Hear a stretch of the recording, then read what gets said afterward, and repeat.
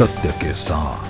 जश्न वहाँ भी मना, जश्न देहरादून में भी मना और पूरे उत्तराखंड में कल जश्न का माहौल था। दुख है, लेकिन उनको मैं सलाम भी करती हूँ, नमन भी करती हूँ। तो मुझे बहुत खुशी हुई और खूब जो बातचीत हुई कि वो भी पहली मैं भी पहली, तो काफ़ी अच्छा आनंद आया। कोई जज्बा नहीं है, पैशन नहीं है, तब तक आप इंजॉय नहीं करते और अच्छा काम नहीं कर सकते। मैं तो इंजॉय कर रही हूँ और कोशिश कर रही हूँ कि अच्छा काम भी कर, उत्तराखंड के लिए जितना कर पाऊँ, कोटद्वार के लिए जितना कर पाऊँ, पूरी क्षमता लगाती हूँ। 15 अगस्त एक यादगार दिन बन गया पूरी दुनिया के लिए, जब तिरंगा लहराया शान से और उत्तराखंड में भी ये जश्न बेहद आकर्षक तरीके से मनाया गया।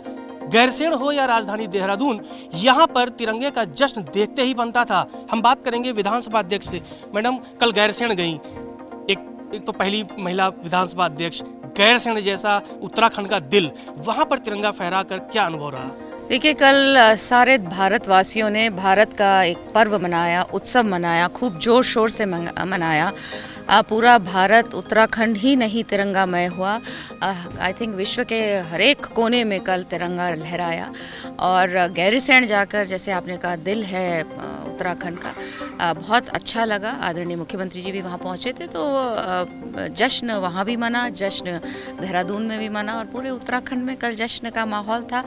भारत का पर्व है, देश का पर्व है, प्रदेश का पर्व है, हम सब ने इसमें हिस्सेदारी की, तो बहुत आनंद आया। हमने कुछ वीडियोस देखे कोटद्वार के, हाथों में तिरंगा था, आपका मंच पे थी, जोश था, जय हिंद के नारे थे। विधानसभा अध्यक्ष एक अलग रख दें अगर, तो एक जन सेवक भी है आप, एक जनप्रतिनिधि भी है कोटद्वार की, दोहरी जिम्मेदारी है, लेकिन मज़ा बहुत आता होगा। जी, अपने जॉब को एंजॉय करना चाहिए। को जो भी काम आप करते हैं, जब तक उसमें आपको आनंद नहीं आता है, जब तक उसमें आपको जज्बा नहीं है, पैशन नहीं है, तब तक आप एंजॉय नहीं करते और अच्छा काम नहीं कर सकते हैं। तो मैं तो एंजॉय कर रही हूँ और कोशिश कर रही हूँ कि अच्छा काम भी कर पाऊँ। अच्छा, मैंने एक चीज़ गौर की है, बीते कई विधानसभा अध्यक्ष हमने देखे, आपकी एक्टिविटी कुछ ज़्यादा ही तेज़ है। दिल्ली दौरे करती हैं आप, राष्ट्रपति से मिलती हैं, मंत्रियों से मिलती हैं, योगी जी से भी मिलती हैं और अपने क्षेत्र की बातें बड़ी मुखरता से आप रखती हैं। कैसे सामंजस्य बिठाती हैं दिल्ली दौरा, यूपी दौरा और फिर देहरादून के पहाड़ों पे दौरा? महिलाएं मल्टीटास्किंग में ज़बरदस्त होती हैं, ये तो आप लोग जानते ही हैं कि हर चीज़, घर भी संभाल लेती हैं, बाहर भी संभाल लेती हैं। और मेरे लिए कोटद्वार, देहरादून, दिल्ली मुझे जाना ही होता है, परिवार मेरा वहाँ है। तो मैं हर समय का अपना पूरा यूज़ करती हूँ और कोशिश करती हूँ कि उत्तराखंड के लिए जितना कर पाऊँ, कोटद्वार के लिए जितना कर पाऊँ, पूरी क्षमता लगाती हूँ और अपने समय का सदुपयोग करते हुए इन कार्यों को करती हूँ। अच्छा, हम पढ़ रहे थे, आपका न्यूज़ पढ़ रहे थे, जब आप योगी जी से मिली थी तो आपने कोटद्वार के कुछ इश्यूज़ उनके सामने रखे थे जो वहाँ की डेवलपमेंट के लिए काफ़ी ज़रूरी है। फिर उसमें चाहे कूड़ा निस्तारण का हो या जो सड़कों का मामला हो, क्या है इश्यूज़, क्या और कब तक निपटाने की योगी जी ने आपको कहा है? देखिए, एसटीपी प्लांट की बात हुई थी, क्योंकि हमारा जो एसटीपी प्लांट है वो यूपी में है, जहाँ फाइनली वो गिरता है। तो मेरी उनसे बात हुई थी, इनफैक्ट अवनीश अवस्थी जी जो वहाँ पर हैं उनसे भी बात हुई थी। तो उन्होंने कहा था आप अपने यहाँ पूरा उसका समझ लीजिए, उसको देख लीजिए और फिर आप हमारे पास आइए और जिस तरह से भी हम आपको मदद करनी होगी हम अवश्य करेंगे। तो मैंने अपने अफसरों को यहाँ लगा रखा है, या तो नया एसटीपी प्लांट चाहिए तो उसका करिए, और अगर उसको हम ठीक ठाक कर सकते हैं, उसी को हम यूज़ कर सकते हैं, तो फिर हम यूपी सरकार के पास जाएंगे और उनसे निवेदन करेंगे। आखिर में एक सवाल कर लूँगा, मुर्मू जी से आप मिली, महामहिम बनते ही गई, आप भी पहली बार प्रदेश में अध्यक्ष बनी, ये एक इतिहास बना, वो भी बनी, वो भी इतिहास बना। जब दो इतिहास मिले तो बातें क्या हुई? बहुत प्रसन्न हुई वो इतनी खुश हुई। उन्होंने कहा कि मुझे बहुत खुशी है कि आप पहली महिला विधानसभा अध्यक्ष उत्तराखंड हैं।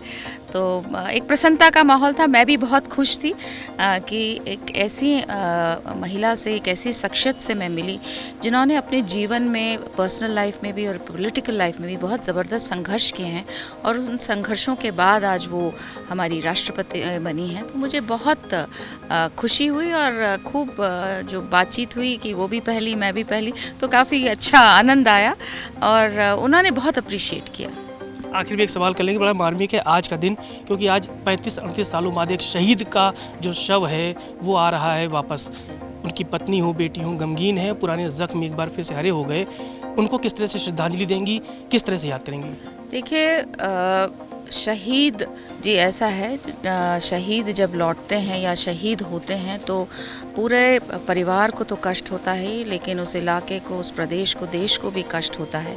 क्योंकि हम सब जानते हैं कि बॉर्डर पर जब हमारे सिपाही खड़े होते हैं, दिन रात चौकन्ना रहते हैं, तभी पूरा देश आराम से सोता है, चैन की नींद सोता है। तो शहीद का लौटना और इतने सालों के बाद लौटना सचमुच दिल को कष्ट पहुंचाता है, दुख हो रहा है, लेकिन आ रहे हैं, वापस आ रहे हैं, परिवार एक बार फिर परिवार के पास आ रहे हैं, तो दुख है। लेकिन उनको मैं सलाम भी करती हूँ, नमन भी करती हूँ कि उन्होंने देश के लिए अपना शहादत दी।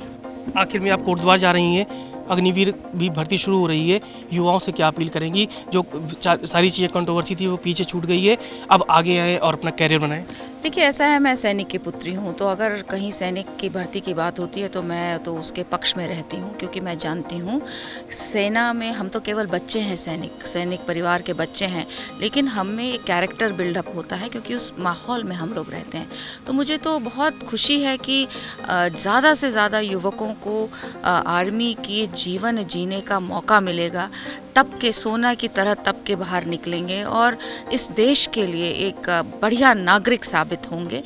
डिसिप्लिन है, कैरेक्टर है, देशभक्ति है, ऐसी अनेक चीज़ें कूट कूट के भरी जाती हैं आर्मी की ट्रेनिंग में। और मुझे बहुत ज़्यादा प्रसन्नता है कि ये पहली जो भर्ती हो रही है वो कोटद्वार में हो रही है और कल आदरणीय मुख्यमंत्री जी उसका लॉन्च करेंगे कोटद्वार से।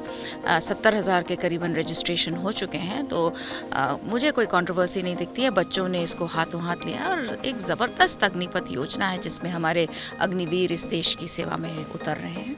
अच्छा, आपसे बात करते हुए कई सवाल मन में ऐसे ही आ जाते हैं कि बातें लंबी हो जाती हैं।